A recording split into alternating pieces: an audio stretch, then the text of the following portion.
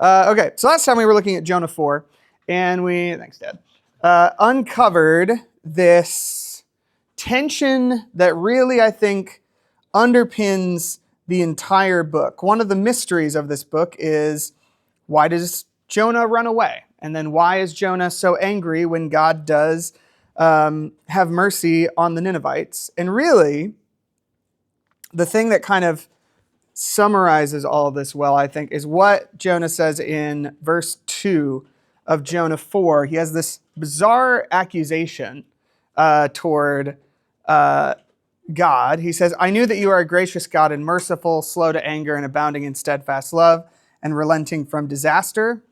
That's a very well-known quote from Exodus. It's how God describes himself to Moses when he passes in front of Moses in his glory.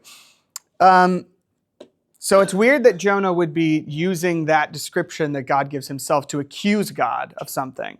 Or that seems strange until you realize he's left out an important word. And the word he's left out is faithful. So the original quote includes God's faithfulness. God is faithful.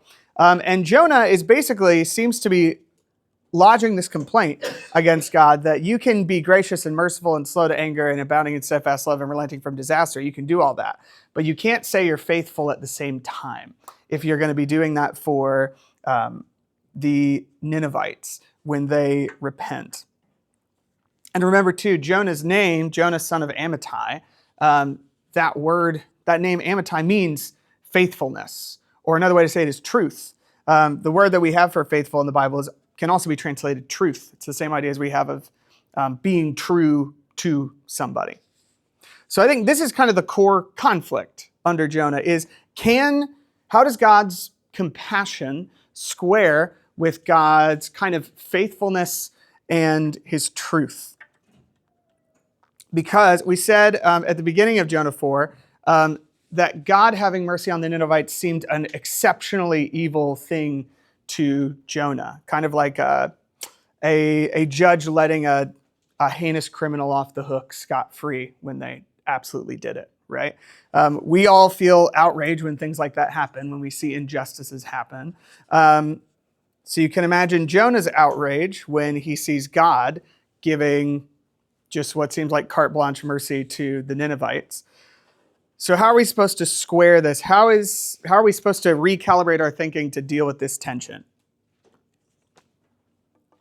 And I pointed out last time that there's an interesting little detail in Jonah 4 that you can miss because we don't tend to pay too much attention to what God is called. But there's a weird kind of swapping of God's character in the story. In verse 4, it says, and the Lord said, do you do well to be angry?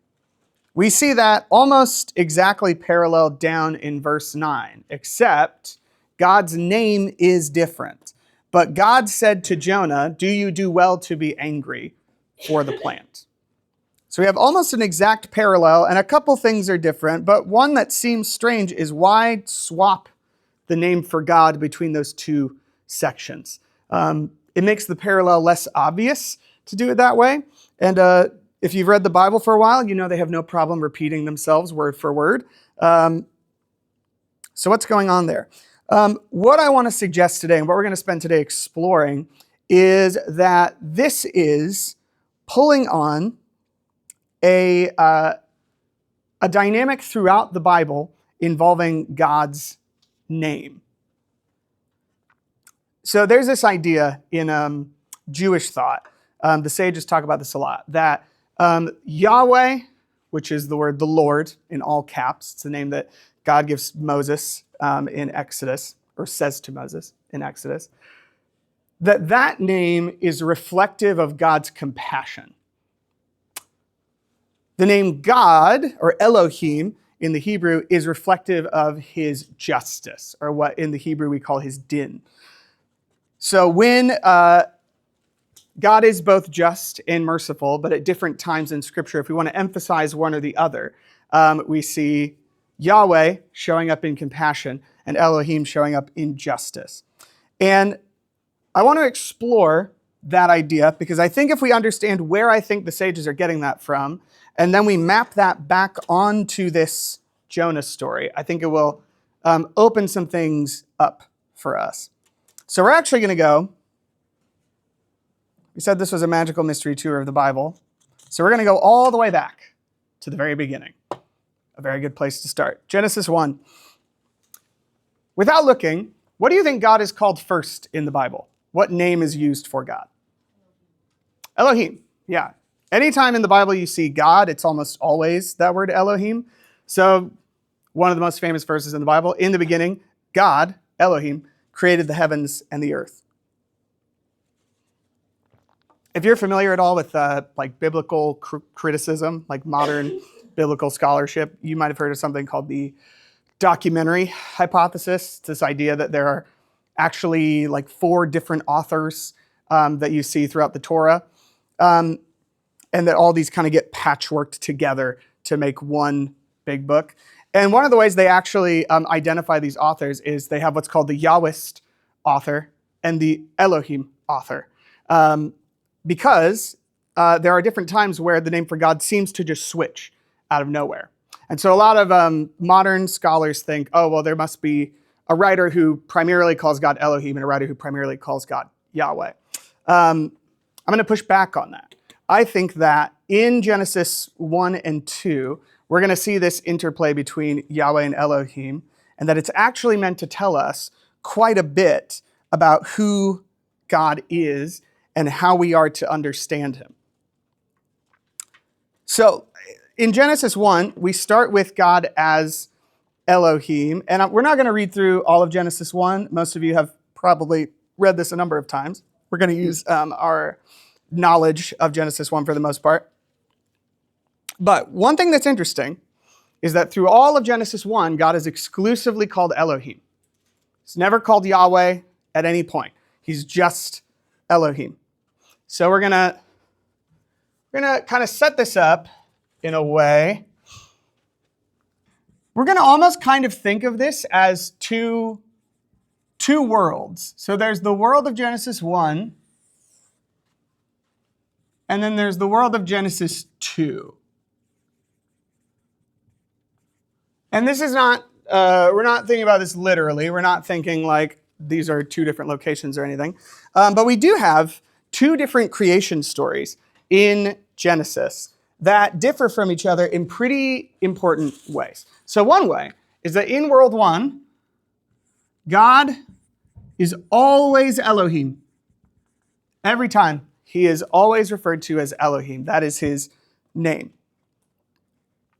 Now, what I want us to try and do is to pull on your knowledge of Genesis 1, and I want you to try and imagine that you have never encountered this God before. You haven't heard anything about him, you don't know anything about him.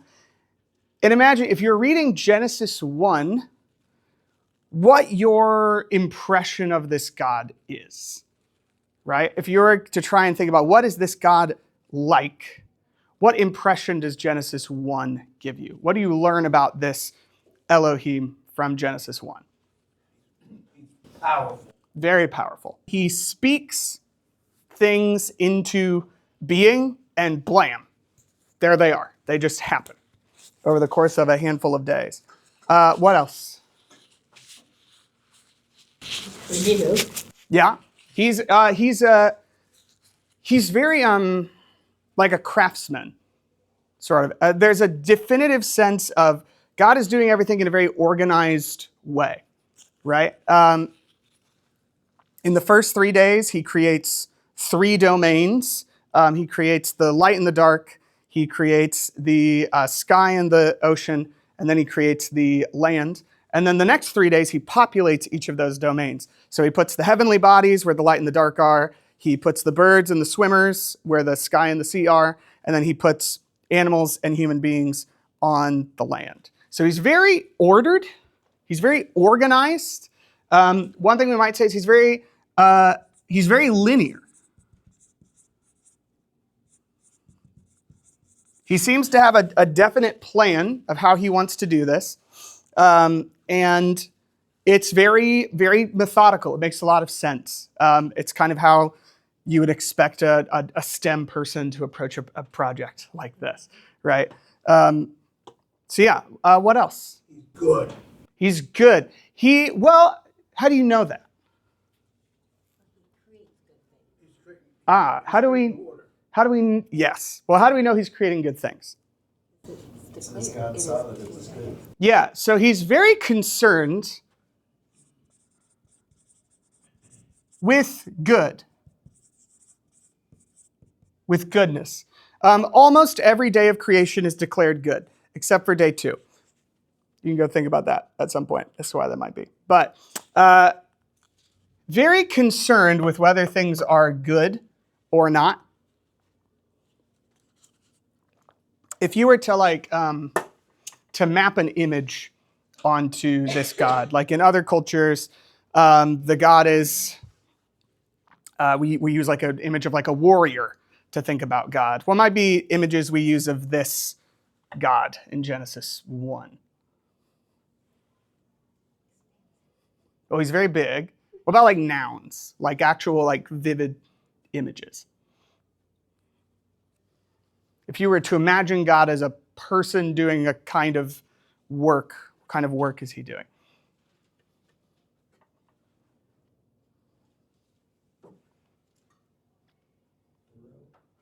Yeah. Well, he's not a warrior God, right? He's not murdering other gods to make this happen. He's much more of kind of a craftsman, almost. Yeah, I think there's kind of 2 images, one that's more ancient and one that's more modern. I think we have kind of 2 images of God here. We have like a craftsman, someone like an artificer, someone who takes things and makes things out of them. But I think we also have kind of another dynamic, like a CEO. Genesis 1 is kind of the CEO God. He's making sure the whole thing is up and running. And he's very concerned, as we said, with order, right? The central problem of World 1 is chaos, right? The world is formless and void. It's just darkness and water everywhere. So this God takes that chaos and brings order into it. Now, the thing about that is if you are trying to like create an organization or you're trying to build a machine, then the highest form of order you can kind of achieve is building or creating something that can sustain itself without your interference, right? Without you having to constantly be tinkering with it, right? So ideally, good leaders in companies and things like that are able to set up an infrastructure and a team that when they retire, the company or the organization will keep going, right?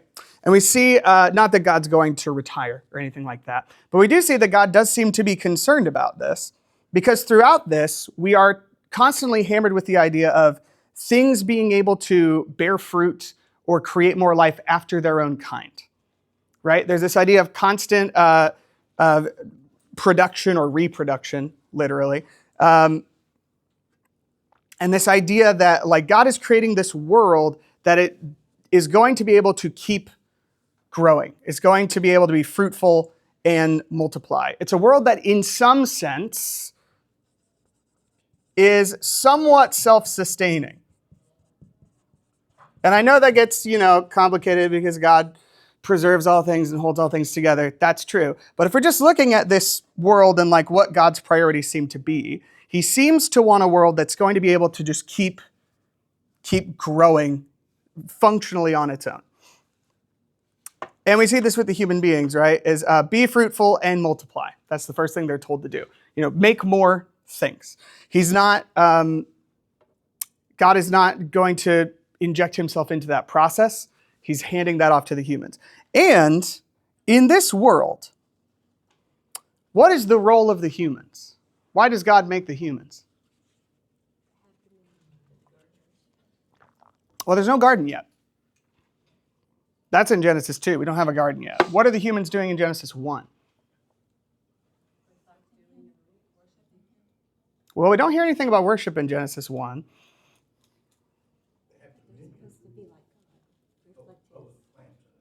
Yeah, so the humans are set up as rulers. Or if we kind of take this CEO metaphor, they're kind of the middle managers of creation, right? God is setting up a system where there are these beings who are similar to him that are able to keep things running. And it's interesting that the thing he tells them to do is to be fruitful, multiply, fill the earth, and subdue it. That word subdue is synonymous with the word for conquer. So we hear about subduing with nations and kings and things like this. So there's this idea of setting them up as kings in some sense and having this kind of very like power forward approach. You have to subdue the earth. You have to conquer the earth in some meaningful way, which if the narrative of Genesis 1 is taking chaos and bringing order to it, that makes a lot of sense. Chaos is one of those things you need to subdue. It's interesting too, because when we read Genesis 1 and we look at God creating things, God is always saying in our translations, maybe other translations are different, let there be ... And the image of that kind of feels like just like an open hand, you know, like, let there be revelry or whatever. It kind of feels very chill and passive. But the actual Hebrew there is like an imperative. It's a command. I like how the Jesus Storybook Bible does it. In the Jesus Storybook Bible, it says, God said, light! And then there's light. And that's what God does throughout this. He's issuing commands, and then things are happening. One rabbi said, a way to think about this is God says to the land, right, I don't want to see you again until there's land. I don't want to see you again until there's vegetation. God is commanding everything into existence. And then he is checking if the thing that is made is actually good. And how long does it take for all this to happen?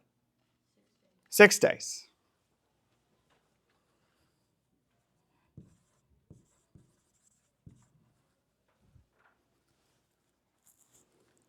So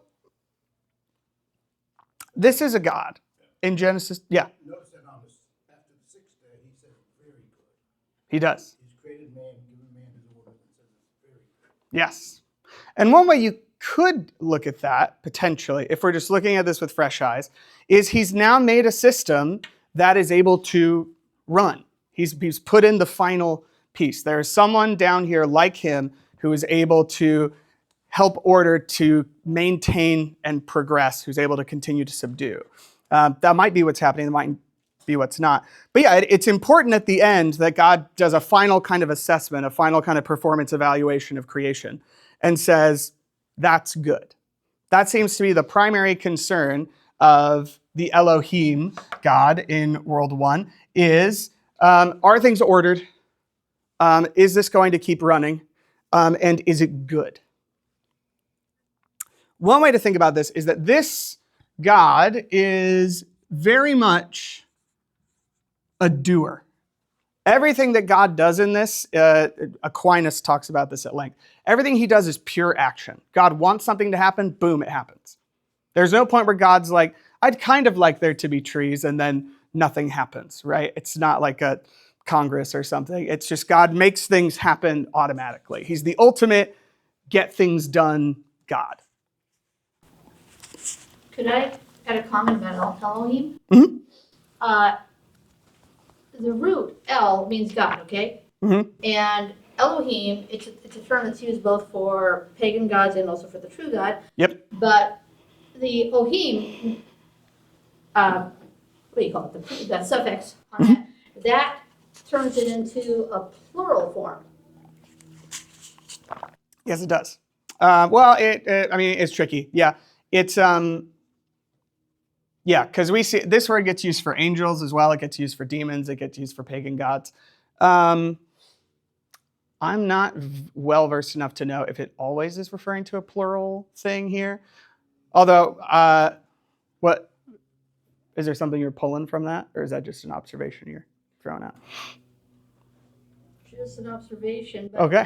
Here's my question though. Okay, so Elohim, this is a word that we've come to associate with God, and you're saying that it's a word that's also used for, well, here in the text it even says it's used for heathen gods, but it's also used for pagan gods, for angels.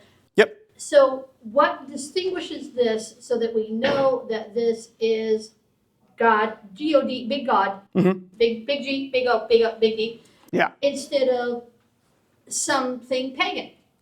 Yeah, it's very similar to. I mean, it is basically the same as our word God, right? So if I were to go to India and say God loves you, a Hindu person would probably say which one, right? Because this is just this is a title. It's referring to a kind of being, right? So if I said a deity is doing this, we've for lots of reasons, partly because we're monotheistic, and so we're like, well, there's only one God. So if you're talking about God, you're talking about God. It just seems to be a context thing for the most part. So is there a jot, or what do they call it, jot or tittle? Is there in the Hebrew text, or was this written in Hebrew, or is it Arabic? What was the original text? Is there something signifying in the text this is talking about what we know of as God? Sometimes there's a kind of definite article. Sometimes we talk about like the Elohim of Elohim, God of gods. Most of the time, it's just context. It's just we've been talking about one person, so we're not suddenly switching to Baal or Ishtar or somebody else. We will see, though, this is going to be important. This is going to switch in Genesis 2. And this is also going to be important for Moses, right? Moses is going to ask, so an Elohim sent me, what do I tell them your name is, right? Because are you just this mysterious Elohim kind of out there in the ether, or are you someone specific? So in the text, they just use Elohim, and I think this is very much on purpose, that in the beginning, you don't really know who this God is, you just have to watch what he does. They don't give him any specific name at the beginning. They're just like, God did this. Which one? Watch and see. Because this is actually a good shift here. We have this weird section in Genesis 1, or maybe it's Genesis 2. No, it's Genesis 1 in our Bibles, that has perplexed many people for a long time, where God says in verse 26, let us make man in our image after our likeness. Us? Who's us, right? As Christians, we're like, it's the Trinity, but I mean, we didn't know about the Trinity for a very, very long time. Is it possible that they snuck the Trinity in Genesis 1 and then never talked about it again? Maybe. We just don't know. There are lots of theories in Judaism where they don't believe in the Trinity. Maybe this is the earth, right? God is speaking to the earth, and man is going to be this combination of spirit and matter. So maybe there's that. Maybe he's talking to the divine council, the angels around him at this time. It's a very weird, very mysterious verse that rabbis and Christians alike have puzzled about for a long time. But there's an interesting, it's interesting that this happens and then we get into Genesis 2, because perhaps, I'm not saying this is the definitive theory, but perhaps the us here is a part of God that has been off stage up till this point in the story. Something that we haven't learned about God yet. That God is kind of talking to himself, but he's speaking to a different aspect of himself. If that sounds weird, let's get into it. Because in Genesis 2, we have the seventh day, everything is blessed, Sabbath, boom, boom, done. And then we get to verse 4, and we just throw the brakes on everything. Verse 4, Genesis 2, these are the generations of the heavens and the earth when they were created in the day that the Lord God made the earth and the heavens. When no bush of the field was yet in the land, and no small plant of the field had yet sprung up, for the Lord God had not caused it to rain on the land, and there was no man to work the ground. And a mist was going up from the land, it was watering the whole face of the ground. Then the Lord God formed the man of dust from the ground and breathed into his nostrils the breath of life, and the man became a living creature. What? We just created everything, and now we're going back to the beginning, and the order is wrong, right? We are in a land where there are no plants yet, but now humans are being made.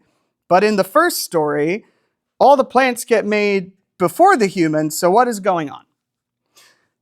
That's weird. Also weird is how it starts, because Genesis 1:1, we have, in the beginning, God created the heavens and the earth. Very clear. God is subject. What is God doing? He's creating. What does he create? The heavens and the earth. Genesis 2 verse 4. These are the generations of the heavens and the earth when they were created. Now that phrase, these are the generations of, you see that a lot in the Bible. It's at the beginning of a genealogy, right? So in this, we're being given essentially a genealogy of the earth. And that genealogy centers around the heavens and the earth.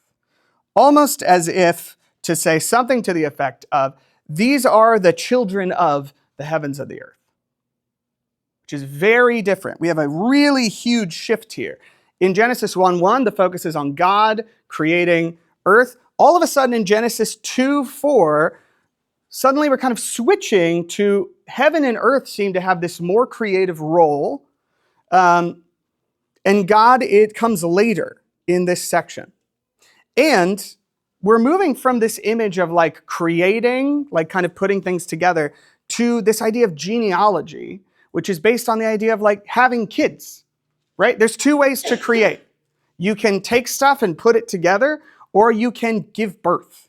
Those are the two forms of creation. We have kind of artifice and organic creation. And the world that we have in Genesis 1, that's a world of artifice, of taking things, making them, putting them together.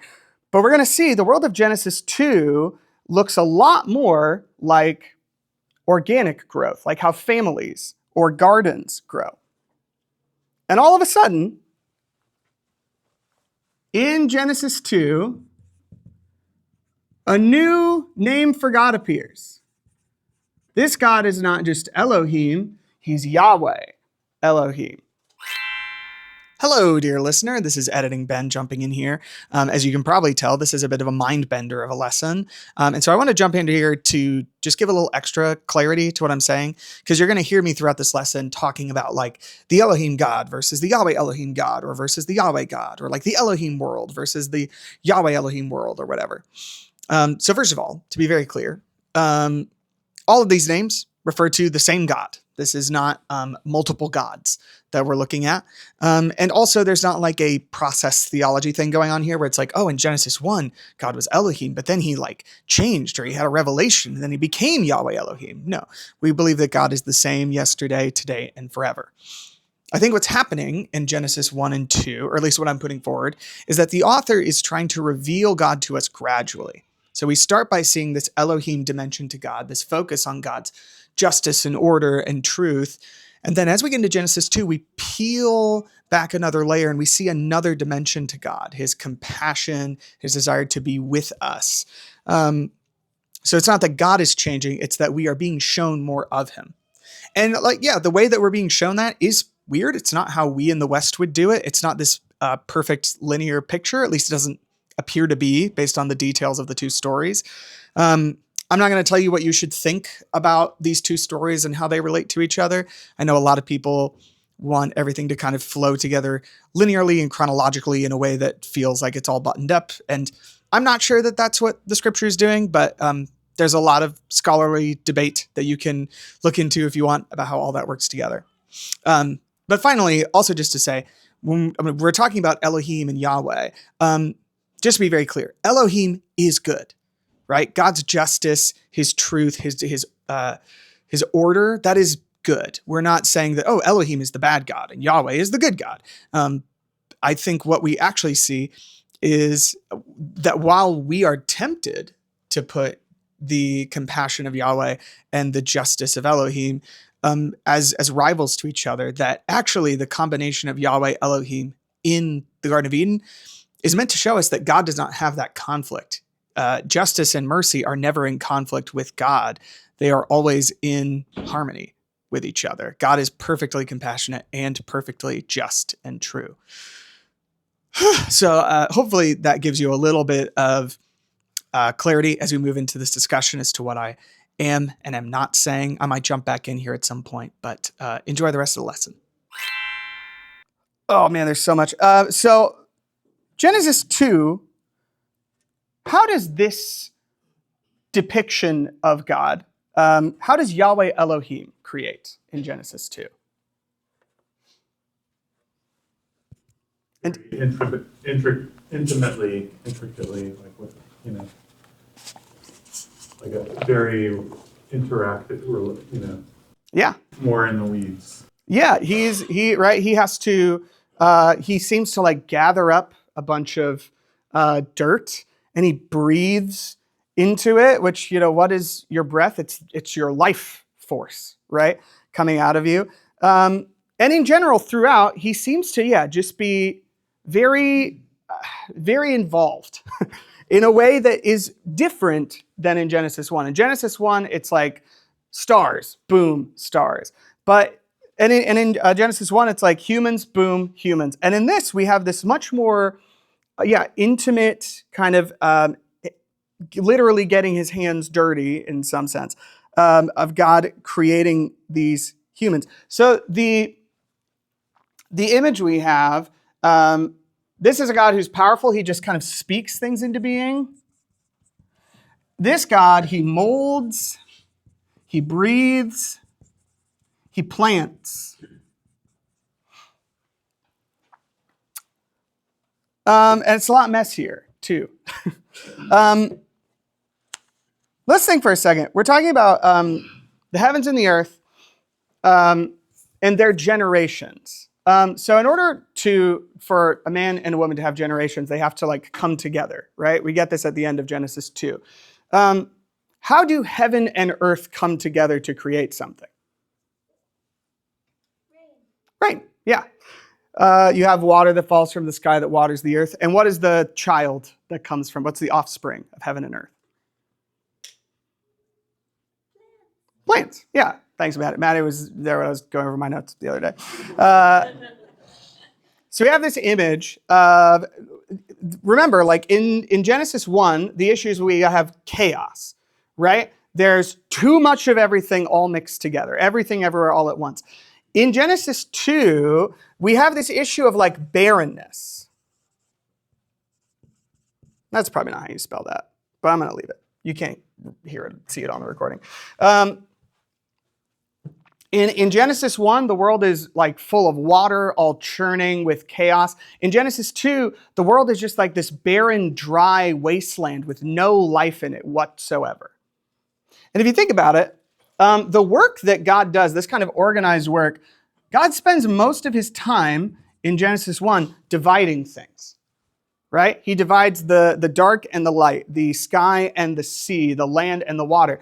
But in Genesis 2, what does God do? He's always bringing things together, right? So we have this mysterious mist or spring. It's interesting that the word in the Hebrew, we don't really know if this is something that comes from the sky or the ground, but we have this water that emerges in verse 5 that then allows life to grow. And it's actually out of that combination of the mist and the dust that God is going to form the human out of. So in this world, God is a little less, well, we'll get to this. We'll talk about this. But in this world, God is less of like a craftsman or a CEO. He's much more like a gardener. Or we see later, he's like a matchmaker. Or, in a lot of ways, he's kind of like a midwife. He's facilitating two things coming together to create life, right? He's creating the means by which life is going to come out of two things coming together. Which is a very different image, right? This play, if you're a CEO or a craftsman, your relationship to what you're working with is pretty utilitarian. But if you're a gardener or a midwife or something like that, you have a much more intimate kind of relationship with the stuff that you are working with. So then he makes these humans. And remember, in Genesis 1, he tells them to subdue the earth, right? But in Genesis 2, where is it? Where is it? Where did I put that? 17. Yeah, 15. In Genesis 2, verse 15, God puts him in the Garden of Eden, the man, to work it and keep it. So what's interesting is that word work is really just the word for cultivate, and that word keep is the word for guard. So if you think about cultivating and keeping something, this is much more like what parents do, right? What do you do for your kids? You want to cultivate them. You want to help them build their skills and their knowledge and their compassion, their virtue and all this. And also you want to guard them. You want to protect them from things that are going to hurt them or corrupt them or whatever. We're moving from what seems like a very kind of hierarchical ruler type relationship to a much more relational parental type relationship. Because notice too, Genesis 1 is a world all about self-sustaining, but God is meddling all the time in this world. He molds the man, and then we find out that the man is alone, and that's not good. And so God then gets involved, which is interesting too, right? This is the first time that we see the phrase "not good" in Genesis. And if you're working on something, or maybe better, if you're like a CEO of a company and there is like an employee at the company who's not doing good work, what do you do with that employee? Or if there's like a part that's defective in your car or whatever, what do you typically do with those things? You replace them, you get rid of them, right? You make something else, you crumple it up, get a new one, you fire the person, whatever.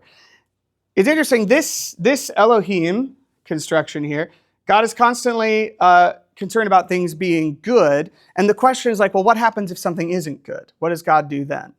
And what we learn about Yahweh-Elohim is that when things are not good, God steps in to help, right? He does this whole bizarre beauty contest with all the animals that doesn't really work, which also seems weird, right? This doesn't seem as linear and organized as Genesis 1. And then when that doesn't work, he crafts a new human being out of the rib of the man. So we have two very different images of God here. Oh, other thing. How long does it take for all this to happen in Genesis 2?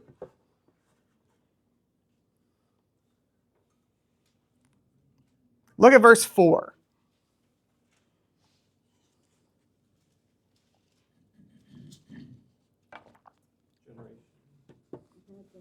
The day. So this is interesting. We just had the 7 days of creation, right? And then we get to Genesis 4, and we get this kind of new way of seeing creation as this more an image of a family or a garden or something like that. And it says, in the day that the Lord made the earth and the heavens. The day? It took 6 days, right? But there's something about what the author here wants us to see in this Yahweh-Elohim world. We seem to kind of be living in this story in kind of a timeless situation. We don't know when everything's happening. There's just kind of an ongoing present. Hello again, dear listener. I wanted to jump in with a quick comment on why I think this is kind of meaningful. Even if we don't take that in the day, like literally in a time sense, if we take that more idiomatically as like, oh, like meanwhile or at the time or something, I think it's still significant that Genesis 1 is this very kind of like day 1, day 2, day 3 construction. And Genesis 2, time kind of falls away. I I think that's meaningful because, as we said with Genesis 2, the image seems to be, we kind of go between like images of gardening and images of like family or parenting. And, you know, it's interesting to me, like we talked about the CEO or the craftsman, you want to build something that can sustain after you're gone, right? Like a CEO wants to be able to like leave the job site and like everybody is still working. He comes back and everything's great. That's a sign of a good CEO, right?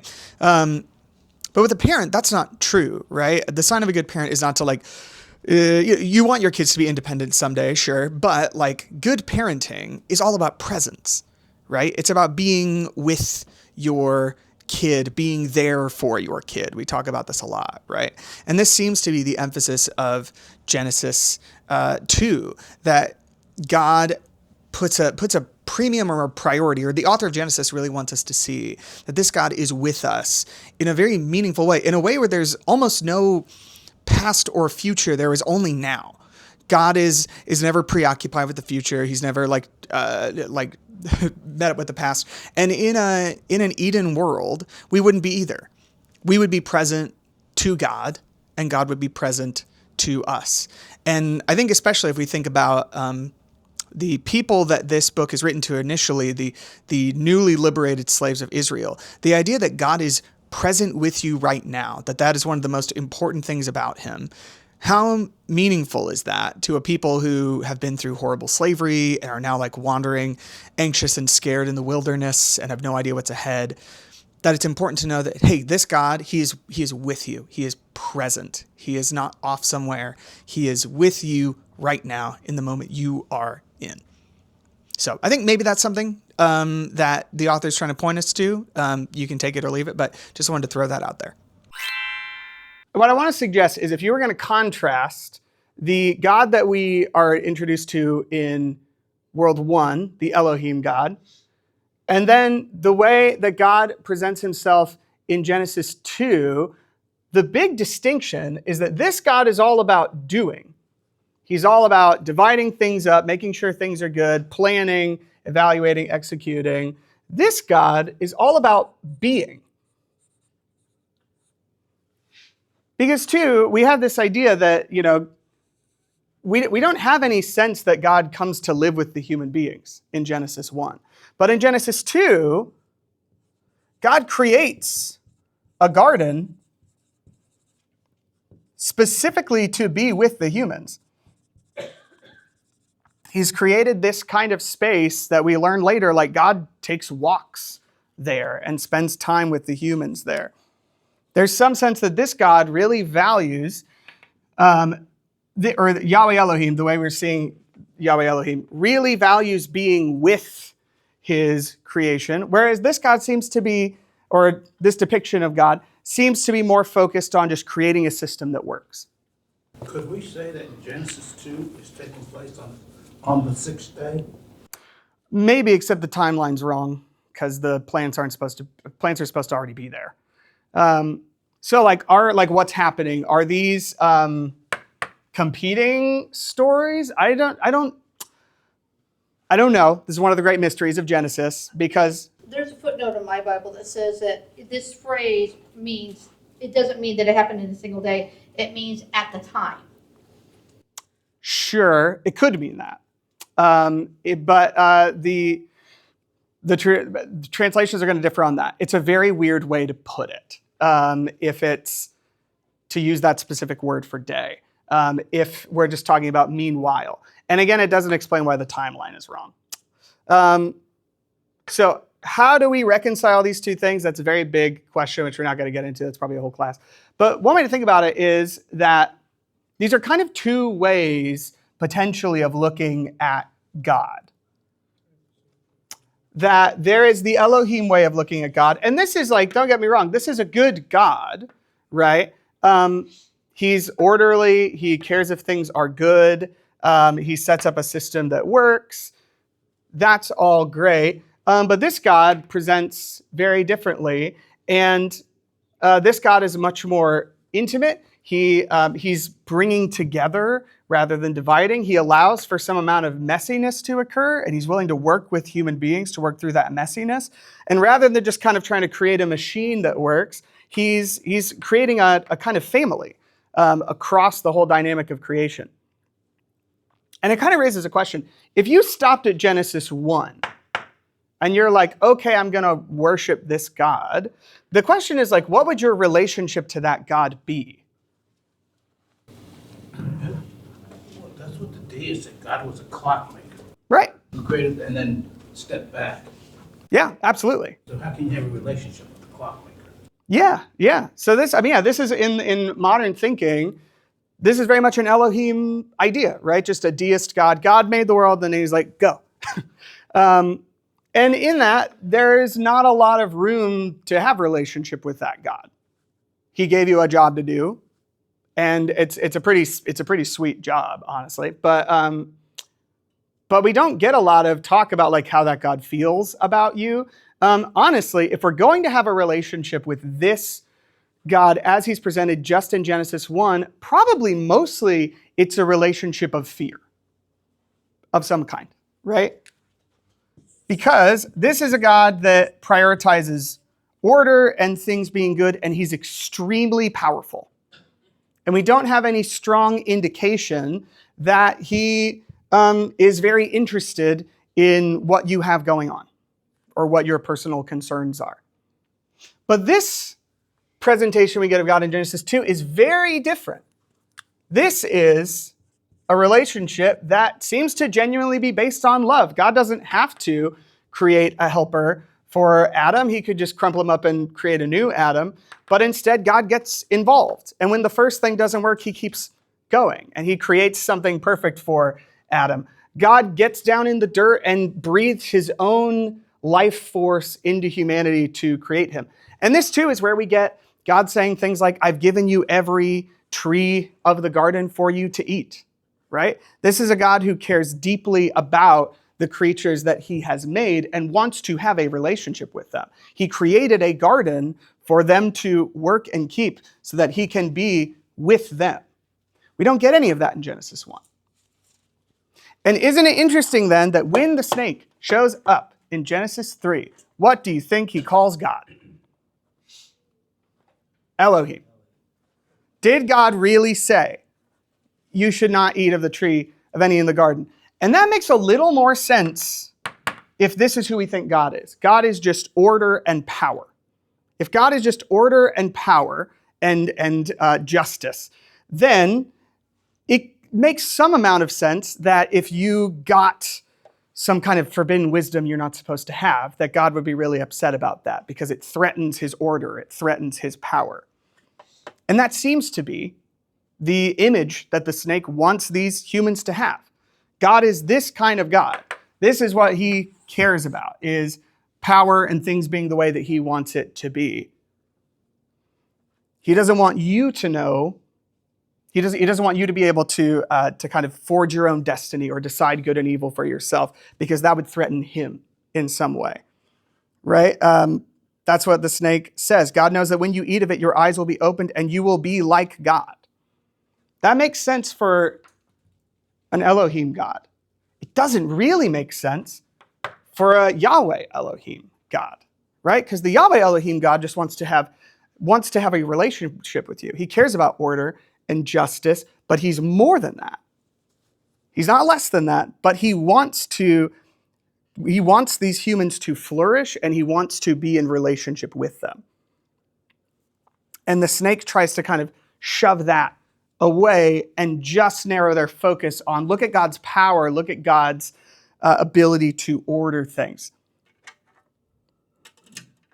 And isn't it interesting then that when we get the name Yahweh, when we find out kind of the origin of this name in Scripture in Exodus, it's when God goes to Moses. Why does God go to Moses in Exodus? What's the thing that prompts him to move? He hears the cries of the Israelites, literally the screams of the Israelites from their slavery. And so God goes to Moses, and Moses says, God, if I go to these people, what's your name? I need to tell them what your name is. And I think we often read that as just kind of like a taxonomical thing, like which God are we looking at? But there might be a deeper thing here. of, if you're a God who cares so much about these people, where have you been this whole time? Right?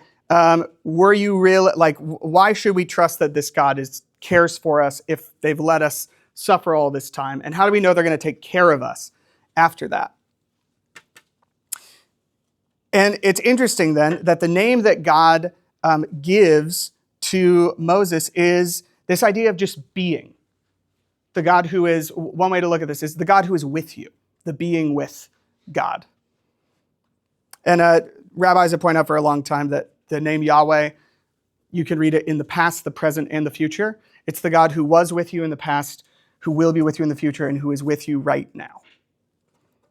That the Yahweh-Elohim God is a God of justice and order and all those things, but there is an essential component of relationship, of being with human beings that we don't get if we just focus on the Elohim side. Also, interestingly, after Genesis 3, God is never called Yahweh-Elohim again in the rest of Torah. That name disappears. He's either Yahweh or he's Elohim, but he's never both. Almost as if there was something about the fall that fractured these two things in the mind of human beings. Ever since the fall, we've been unable to reconcile the God of Elohim, who does things according to justice and order and truth, and the God of Yahweh, who cares about being in relationship with his creatures. That we see those two things as competing with each other instead of being harmonious with each other. And if we look at Jonah, because we are going to talk about Jonah in the last 10 minutes, I think that's exactly what we see. Because if you look at what God gets called in the book of Jonah, most of Jonah 1 through 3 is pretty normal. Yahweh is what God gets called when he goes to Jonah. Every time he's interacting with Jonah, God is Yahweh. Which makes sense, right? Jonah is a Jew. He knows of God as Yahweh. Every time Elohim comes up, it's in the mouths of pagans, right? So the sailors say, call out to your Elohim, right? The king of Nineveh says, call out to the Elohim and maybe he'll save us, right? So that all makes sense, right? The Hebrew guy knows of God as Yahweh, and the Hebrew writer calls God Yahweh, but the pagans only know him as Elohim. That makes sense. Although it is interesting too, if Yahweh is meant to map onto God's compassion, that would imply that the storm that Yahweh sends is in some way a form of compassion. But Jonah 4 is where things get really hairy. Jonah gets mad at Yahweh, and he says to Yahweh exactly the issue, right? You are just compassion, you're all compassion, all mercy, but you're not true. You're all Yahweh and no Elohim. Because how can you be just, how can you be true if you're going to forgive these people that are going to destroy us? And Yahweh says in verse 4, do you do well to be angry? And then Jonah leaves, he sets up a booth, and then in verse 6, now the Lord God appointed a plant and made it come up over Jonah so that it might shade over his head to save him from his evil. Yahweh Elohim suddenly enters the picture. And there's a lot of interesting things there. He's planting a plant in a barren wilderness. It's exactly what we see Yahweh Elohim doing in Genesis 2. But there's some sense here, if we're taking this construction of Elohim is how we think about God's justice and his order and his truth, and Yahweh is how we think about God's compassion. The fact that Yahweh Elohim suddenly shows up, God in his full form, us being able to perceive God as he really actually is, not fragmented, shows up here. There's something where compassion and justice are meeting together in this act. And then it gets really interesting. When dawn came up the next day, Elohim appointed a worm that attacked the plant so that it withered. When the sun rose, Elohim appointed a scorching east wind, and the sun beat down on the head of Jonah so that he was faint, And he asked that he might die and said, "It is better for me to die than to live." But Elohim said to Jonah, "Do you do well to be angry for the plant?" And he said, "Yes, I do well to be angry enough to die." So what is Jonah's issue? Jonah's issue is he's sort of, but again, he feels a deep sense of betrayal about this. You have sided with our enemies against us. That seems to be the only way Jonah can perceive what's happening. And Jonah's complaint seems to be God is Yahweh, but not Elohim. God is compassionate, but not just. And Jonah seems to not want to live in that world. He does not want to live in a world where God is Yahweh, but not Elohim. And what God does here with this plant and this worm is to pose the question to Jonah, do you want to live in a world where God is Elohim, but not Yahweh? Because again, we talked about last time, this plant that grows up over Jonah, he doesn't need it. He's already got a shade, right? He's already got a booth. He doesn't need this plant. This is a pure gift of love from God. And Jonah is exceedingly happy when it happens. It's the only time he's happy in the whole book. It's just this pure, miraculous expression of love from God that comes with this plant. And then Elohim appoints a worm to destroy that gift. And when this happens, Jonah is so upset that he wants to die. I think there's a lot going on here, but the Rabbi David Foreman, I think, puts this really well. If you think about this plant, it doesn't deserve to be here, right? It's growing up in a place where it doesn't belong. It grows up in a day. That's something that God says later in the text. The worm is justice showing up. It's an ordered world where things operate the way they're supposed to operate. This plant does not deserve to be here, so it gets destroyed. And Jonah suddenly, when that happens, is so angry he wants to die.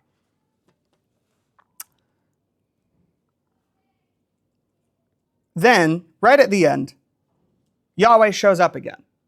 Yahweh gets the last word, verse 10. And the Lord said, "You pity the plant for which you did not labor, nor did you make it grow, which came into being in a night and perished in a night." This plant just arrived here all of a sudden, and you pity it. You have compassion on it, even though it has no right to be here. And should not I pity Nineveh, that great city in which there are more than 120,000 persons who do not know their right hand from their left, and also much cattle?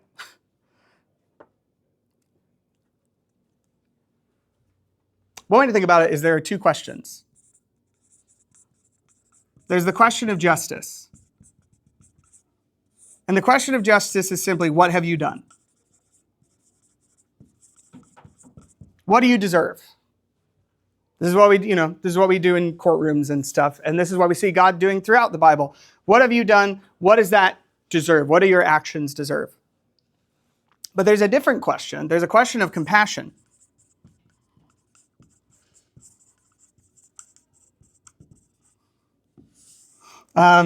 Many people have pointed out that the Hebrew word for compassion is literally just the word for womb. Compassion is to be womb-like. And what is the question that the womb asks? Because if a womb asks, what have you done? What do you do how do you deserve to be here? A baby fails that test. There would be no babies. If a womb operated based purely on justice, a baby has no leg to stand on. But the womb asks a different question. It asks, what could you become? You are here. Maybe you don't deserve to be here, but you are here. So what could you become? What is your potential here in the future? And this is the tension with the worm. The worm is operating on this point of justice. It shows up, it does what worms do, and it gets rid of this plant that has no right to be here. And I think if you were to ask Jonah, like, why are you so upset about the plant? It grew up in a day. It was barely here. It doesn't deserve to be here. Jonah would say, well, but it is here. And I don't want to live in a world where you just destroy beautiful things because they don't deserve to be here. Jonah doesn't want a God who is Yahweh but not Elohim. And God says to Jonah, he gives him a little taste of a world that's all Elohim, but no Yahweh. That's all justice and no compassion. Where people of potential, like children, get destroyed because of justice. And there's a lot more we could dig into with this. We're already we're already at time here. But to bring this in, two thoughts. Is that at the core of this, justice is a very kind of distant, dispassionate thing, right? This is like a whole thing in a court of law, right? Is the judge needs to be impartial. He needs to be a third party. And like there can't be conflicts of interest and things like this. It's where you kind of look at something from afar and you kind of weigh everything on the merits and you say good or not good, guilty, not guilty. Compassion cannot be that. Compassion can never be done from a distance. It's always done up close. It is in being with someone that you find compassion and that you find potential. And it seems that maybe this tension of justice versus compassion, at the core of this is something to do with being with. God doesn't want to destroy the Ninevites because he knows them. And he wants to see their potential grow. And he's not just kind of weighing things on a scale.